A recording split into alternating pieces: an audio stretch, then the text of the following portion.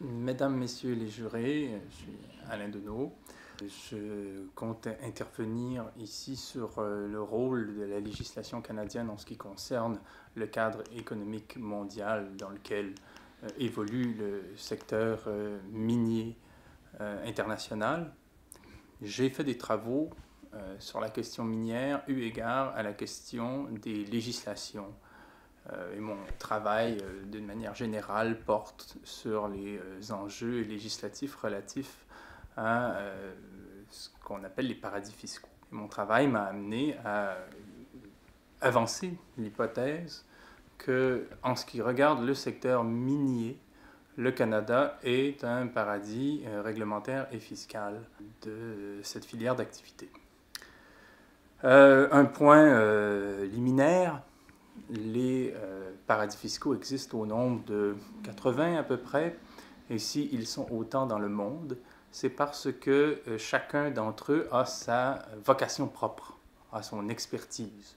J'ai l'habitude de dire que les paradis fiscaux sont un petit peu comme les boutiques dans un centre commercial, c'est-à-dire que chacun d'entre eux offre des particularités. Donc, si on s'intéresse par exemple au transport maritime, on va au Panama. Si on veut spéculer à la bourse sans tenir compte de réglementation traditionnelle, on va aux îles Caïmans. Et si des investisseurs veulent créer des sociétés minières, ils vont au Canada. C'est-à-dire que dans ce cadre-là, le Canada sert de cadre réglementaire avantageux pour les investisseurs du secteur minier mondial.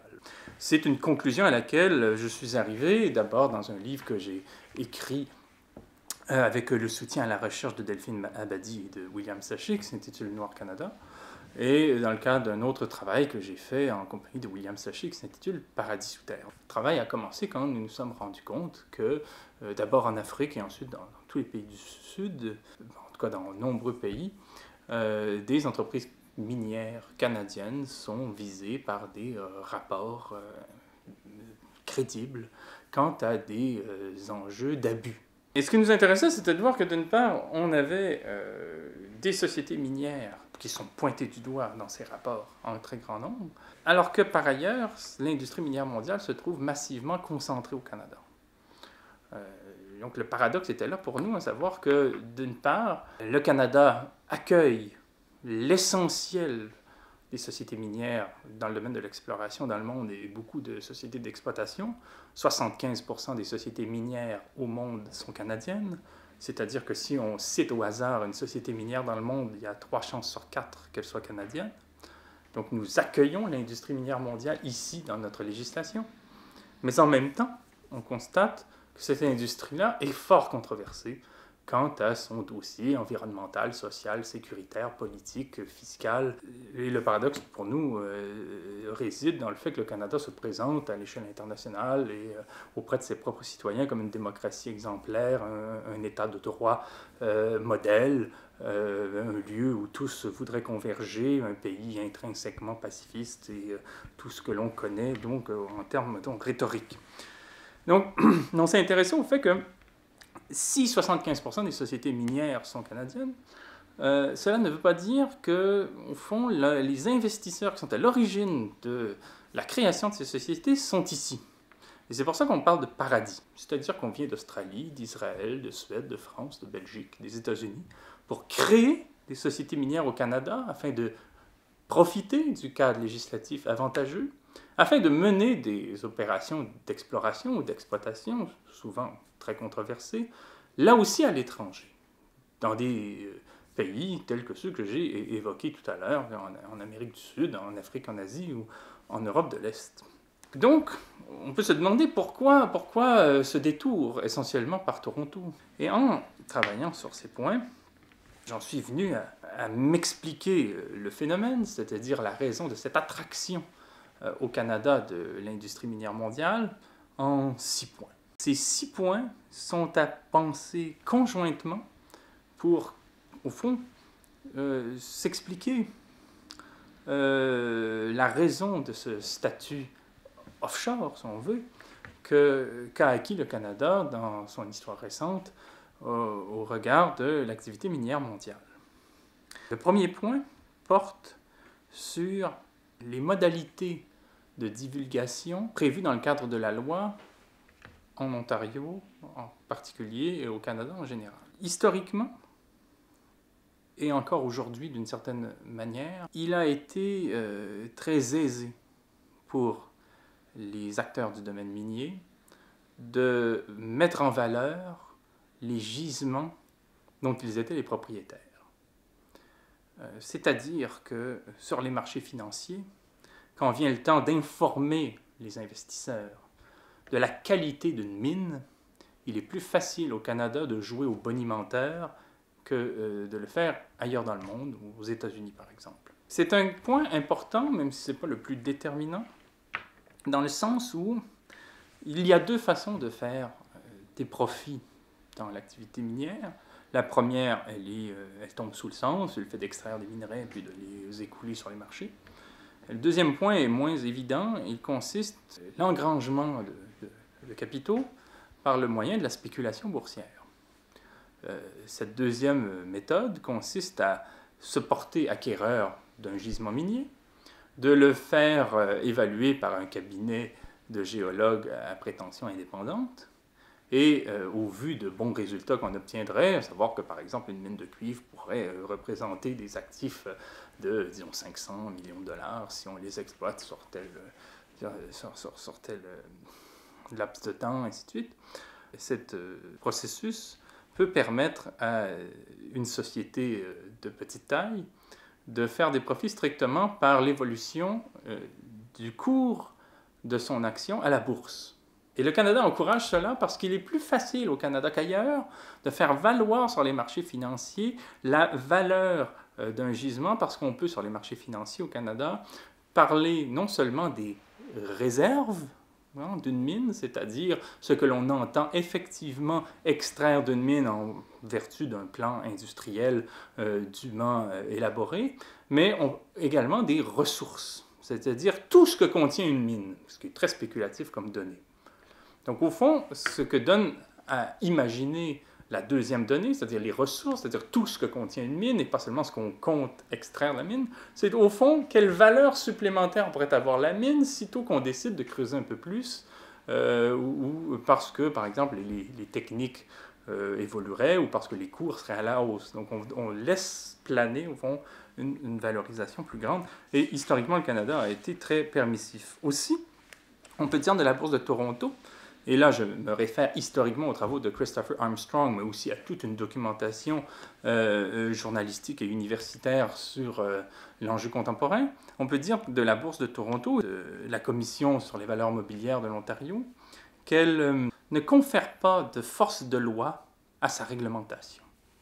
C'est-à-dire qu'on a des investisseurs aussi chevronnés que Claude Lamoureux, ou d'autres, des chroniqueurs du Globe and Mail, par exemple, qui diront ouvertement qu'à la Bourse de Toronto, les représailles sont de pure forme. Les condamnations qui visent des fraudeurs se font à huis clos.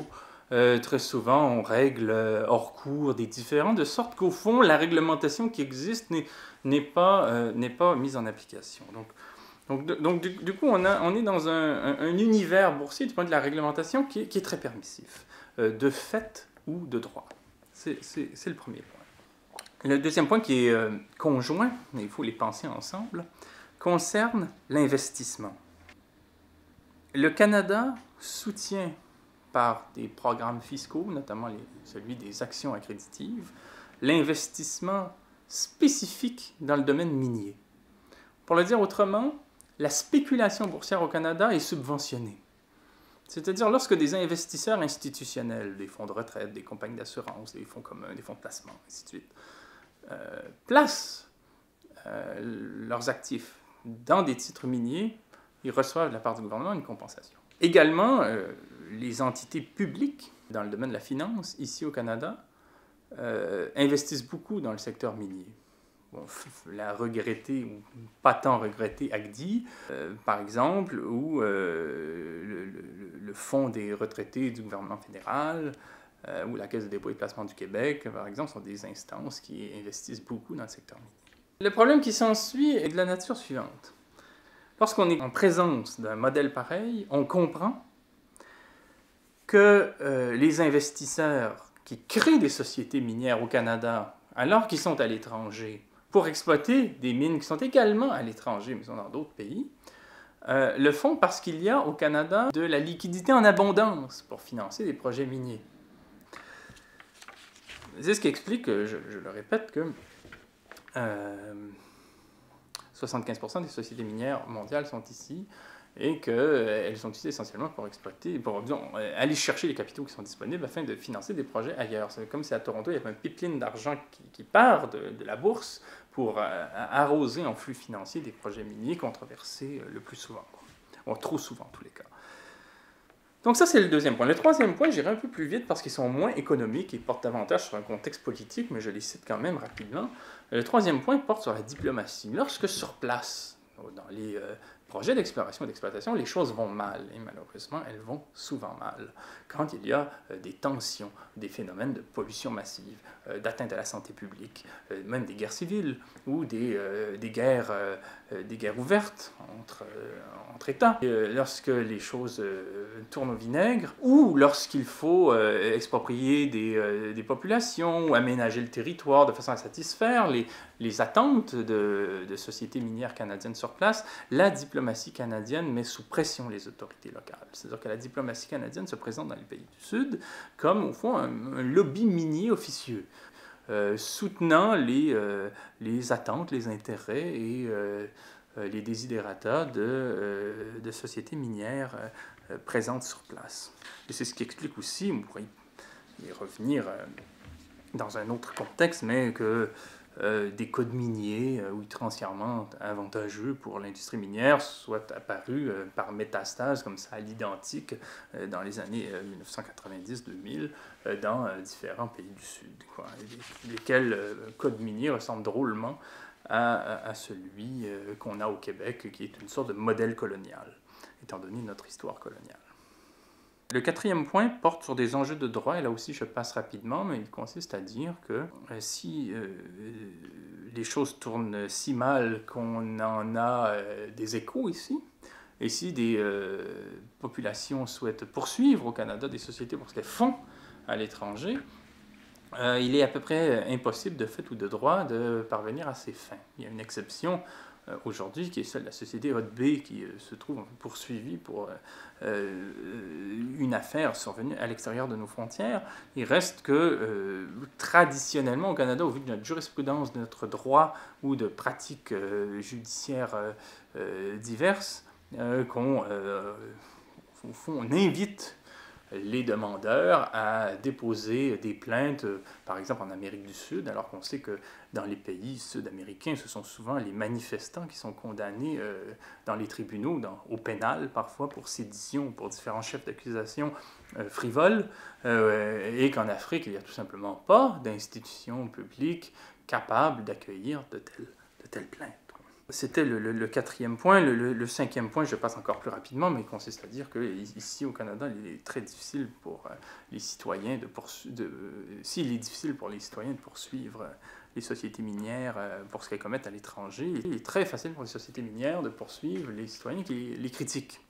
Bon, et donc il y a tout ce problème, au fond, de la hiérarchie des droits chez nous. Je cite le professeur de droit Pierre Trudel de l'Université de Montréal, qui explique que dans la hiérarchie des valeurs juridiques chez nous, la réputation vient avant l'expression. C'est-à-dire que les tribunaux ont tendance, dans notre système légal, à défendre davantage le droit à la réputation de grandes entreprises, par exemple, que la liberté d'expression de journalistes, de citoyens, d'intellectuels et autres.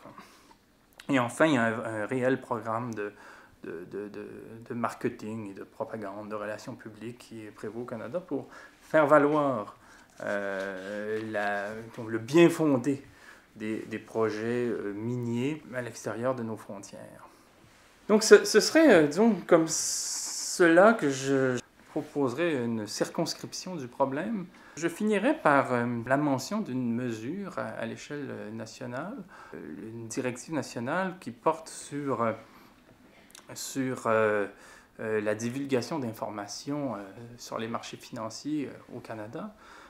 Et je me référerai pour le détail au livre Paradis sous terre que je dépose au tribunal.